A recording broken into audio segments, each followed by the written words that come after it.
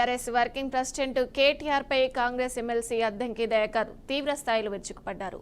Party ఫిరాయింపులపై KTR చేసిన వ్యాఖ్యలకు ఒక వీడియో ప్రకటన ద్వారా గట్టిగా బదులిచ్చారు. బీఆర్ఎస్ అధికారంలో ఉన్నప్పుడు 10 ఏళ్లలో 39 మంది ఎమ్మెల్యేలను, ఇతర ప్రజాప్రతినిధులను చేర్చుకున్నారని, అప్పుడు కేటీఆర్ నైతికత ఏమైందని ఆయన సూటిగా ప్రశ్నించారు.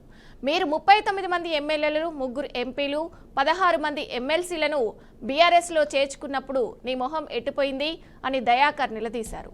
అంతకుముందు బీఆర్ఎస్ నుంచి కాంగ్రెస్లో చేరిన ఎమ్మెల్యేల పరిస్థితి దయనీయంగా ఉందని, అభివృద్ధి పేరుతో వారు ప్రజలను మోసం చేస్తున్నారని కేటీఆర్ విమర్శించారు. ఈ ఆరోపణల నేపథ్యంలో అద్దంకి దయాకర్ స్పందించారు. ముఖ్యమంత్రి రేవంత్ రెడ్డి ఒక మగాడని, దమ్మున్న నాయకుడు కాబట్టే బీఆర్ఎస్ను ఎన్నికల్లో ఓడించి కేసీఆర్ని ఫామ్ హౌస్కు పంపించారని ఆయన ఘాటుగా వ్యాఖ్యానించారు. పత్రికా నాయకుడిగా కేసీఆర్, పార్టీ వర్కింగ్ ప్రెసిడెంట్గా కేటీఆర్ పూర్తిగా విఫలమయ్యారని దయాకర్ ఆరోపించారు. ఇప్పుడు అధికారంలో లేకపోవడంతో శుద్ధులు, నీతులు చెప్తున్నారని ఎద్దేవా చేశారు. ఇలాంటి మాటలు మాట్లాడితే తెలంగాణ ప్రజలు మిమ్మల్ని ఏమాత్రం పట్టించుకోరని ఆయన హితవు పలికారు. ప్రజల మద్దతుతో అధికారంలోకి వచ్చిన కాంగ్రెస్ ప్రభుత్వాన్ని విమర్శించే నైతిక హక్కు బీఆర్ఎస్ నేతలకు లేదని దయాకర్ స్పష్టం చేశారు. గద్వాల సభలో మాట్లాడుతున్న తీరు చూస్తే కనీసం వాళ్ళకు సిగ్గనిపించలేని పరిస్థితి. 39 మంది ఎమ్మెల్యేలని, 3 ఎంపీలని, 16 మంది పైచిలుకు ఎమ్మెల్సీలను, వివిధ పార్టీలకు సంబంధించిన వాళ్లను బీఆర్ఎస్లో చేర్చుకున్నప్పుడు ఎటుపోయింది మొహం?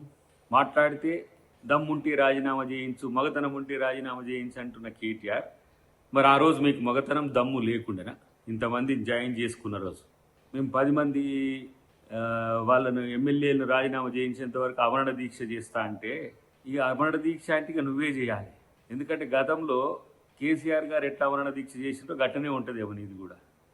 కానీ హైకోర్టుకు పోయినావు, సుప్రీంకోర్టుకు పోయినావు, సుప్రీంకోర్టు ఒక రూలింగ్ ఇచ్చింది, అది స్పీకర్ దాని మీద చర్చ చేస్తున్నాడు. అయినా కూడా ఈ రెచ్చగొట్టే ధోరణి ఎందుకు అని అంటే, ఇవాళ మీ అస్తిత్వం పోతుంది కాబట్టి.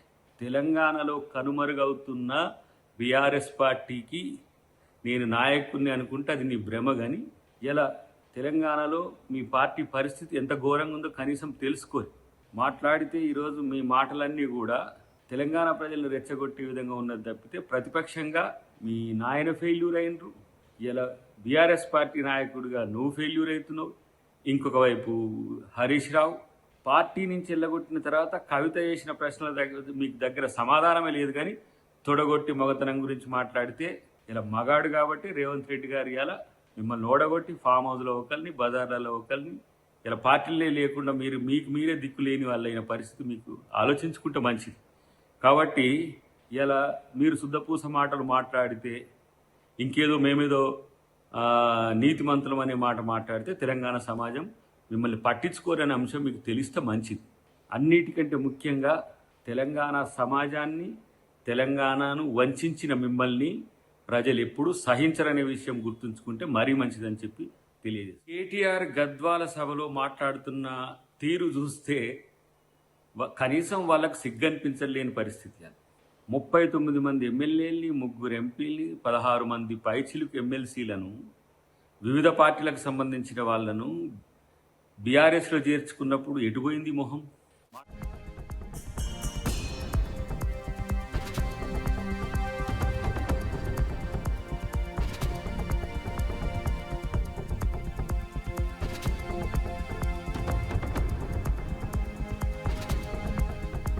శ్రీకాకుళం యూరియా కోసం రైతుల మధ్య వాగ్వాదం తలెత్తింది. వ్యవసాయ శాఖ మంత్రి అచ్చెన్నాయుడు సొంత నియోజకవర్గంలోనే ఈ పరిణామం చోటు చేసుకోవడం గమనార్థం.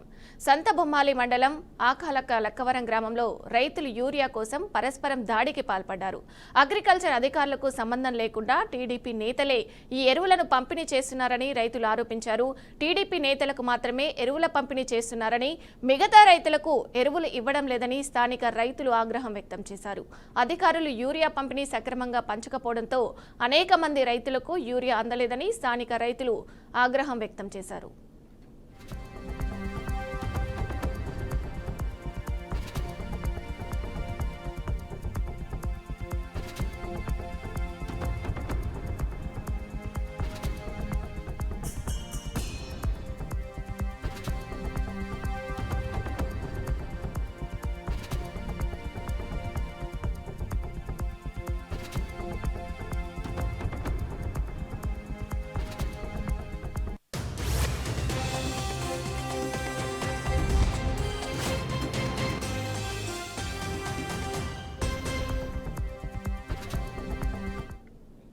శ్రీకాకుళం యూరియా కోసం రైతుల మధ్య వాగ్వాదం తలెత్తింది. వ్యవసాయ శాఖ మంత్రి అచ్చెన్నాయుడు సొంత నియోజకవర్గంలోనే పరిణామం చోటు చేసుకోవడం గమనార్థం.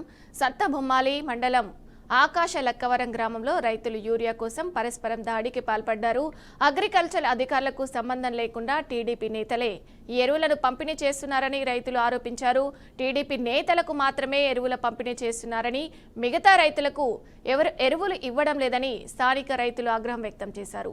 అధికారులు యూరియా పంపిణీ సక్రమంగా పంచకపోవడంతో అనేక మంది రైతులకు యూరియా అందలేదని స్థానిక రైతులు ఆగ్రహం వ్యక్తం చేశారు.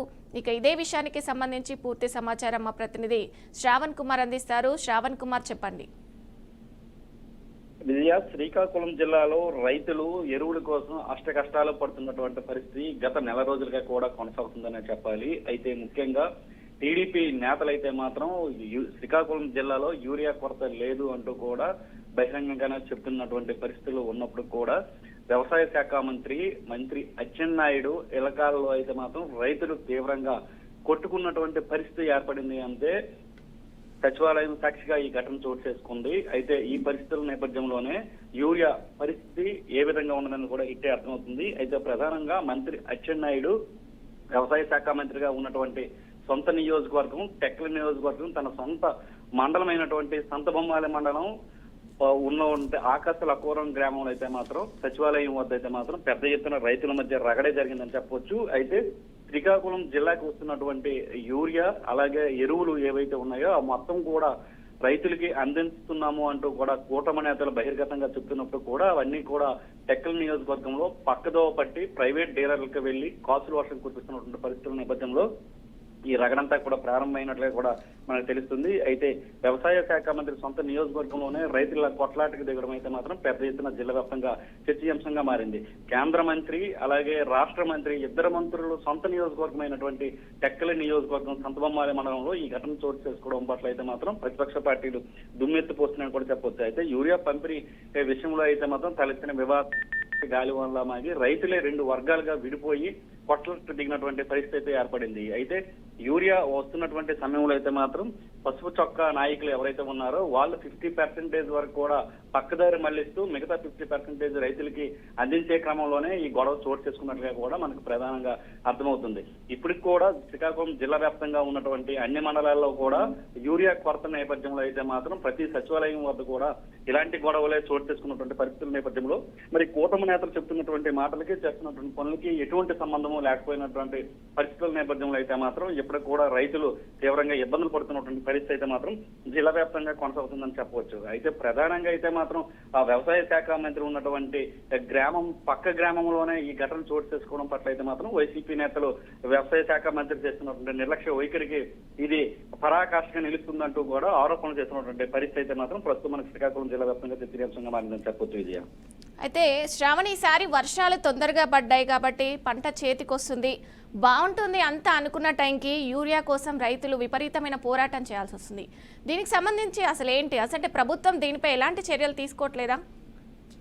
అయితే కూటమి ప్రభుత్వం అయితే మాత్రం చెప్తున్నటువంటి పరిస్థితి అయితే మాత్రం క్లియర్ గా ఉంది. అన్ని జిల్లాల్లో కూడా యూరియాని రైతులకి అందించే విధంగా చర్యలు తీసుకుంటున్నామంటూ కూడా చెప్తున్నటువంటి పరిస్థితి ఉన్నప్పుడు కూడా కేవలం ప్రైవేట్ డీలర్ల దగ్గర యూరియా కొరత లేకుండా దొరుకుతుంది. అలాగే ప్రభుత్వ సచివాలయాల దగ్గర లేకపోతే రైతు భరోసా కేంద్రాల వద్ద ఏర్పాటు చేసినటువంటి గొడవల్లో మాత్రమే యూరియా లేకుండా పోతుంది. అంటే యూరియా ఏ విధంగా పక్కదారి పడుతుంది అనే ఆవేదన అయితే మాత్రం రైతుల్లో చాలా స్పష్టంగా ఉంది. అయితే ఈ ఏడాదిలో అయితే మాత్రం వర్ష ప్రభావం కూడా పూర్తిగా కాస్త ఎక్కువగా ఉన్నటువంటి పరిస్థితుల నేపథ్యంలోనే ప్రతి ఏడాది కూడా రాష్ట్రానికి కావాల్సినటువంటి ఎన్ని మెట్రిక్ టన్నులు యూరియా కావాలనేది ముందుగానే అంచనా వేస్తూ 6 నెలల ముందే రాష్ట్రానికి తెప్పించుకునే పరిస్థితి ఉంటుంది. అయితే కూటమి ప్రభుత్వం అధికారంలోకి వచ్చిన తర్వాత అయితే మాత్రం రైతులకు కావాల్సినటువంటి సరిపడా యూరియా కొరత మాత్రం ఎంత కావాలనే దాని మీద అయితే మాత్రం అధికారులు నిర్లక్ష్య వైఖరి కారణంగానే పూర్తిగా ఈ ఎస్టిమేట్ అనేది పూర్తి స్థాయిలో వేయకపోవడం కారణంగానే యూరియా కొరత ఈ ఏడాది ఏర్పడిందంటూ కూడా అంతర్గతంగా టీడీపీ నేతలు చర్చించుకున్నటువంటి పరిస్థితి కూడా ఉంది. అలాగే తాజాగా ముఖ్యమంత్రి చంద్రబాబు చేసినటువంటి వ్యాఖ్యలు కూడా ఈ ఘటనకి అయితే మాత్రం ప్రధానంగా ఊతమిస్తున్నటువంటి పరిస్థితి ఉంది. యూరియా కొరత కేవలం తగ్గించాము, ఏవైతే ఎరువుల వాడకాన్ని తగ్గించాలనే ఉద్దేశంతో మాత్రమే దీన్ని క్వాంటిటీని కూడా తగ్గించడం జరిగింది. రైతులు కూడా అధిక మొత్తంలో ఈ యూరియాని వాడడం వలన అయితే మాత్రం రానున్న రోజుల్లో తీవ్రమైనటువంటి ఇబ్బందులు పడుతున్నటువంటి పరిస్థితులు రాబోతున్నాయి. కాబట్టి ఎరువుల వాడకాన్ని తగ్గించి సేంద్రియ ఎరువుల వాడకాన్ని పెంపొందించే దిశగానే కొంత క్వాంటిటీ తగ్గించడం జరిగిందంటూ కూడా బహిర్గతంగానే సీఎం చంద్రబాబు చేసినటువంటి వ్యాఖ్యలు మనం ఇప్పటివరకే చూసినటువంటి పరిస్థితి కూడా ఉంది. అయితే ఈ నేపథ్యంలోనే రైతులు కూడా అర్థం చేసుకుని ఎరువులు కొరత ఉన్నటువంటి పరిస్థితుల నేపథ్యంలో అయితే మాత్రం ఎరువులను కాస్త తక్కువగా వాడి అడ్జస్ట్ అవ్వాలంటూ కూడా నేరుగా సీఎం చంద్రబాబు గతంలో వ్యాఖ్యలు కూడా ఉన్నాయి.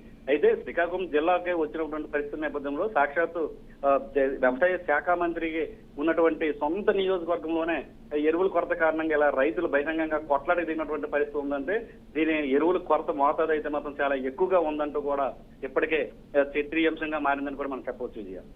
Okay, right. Thank you Shravan.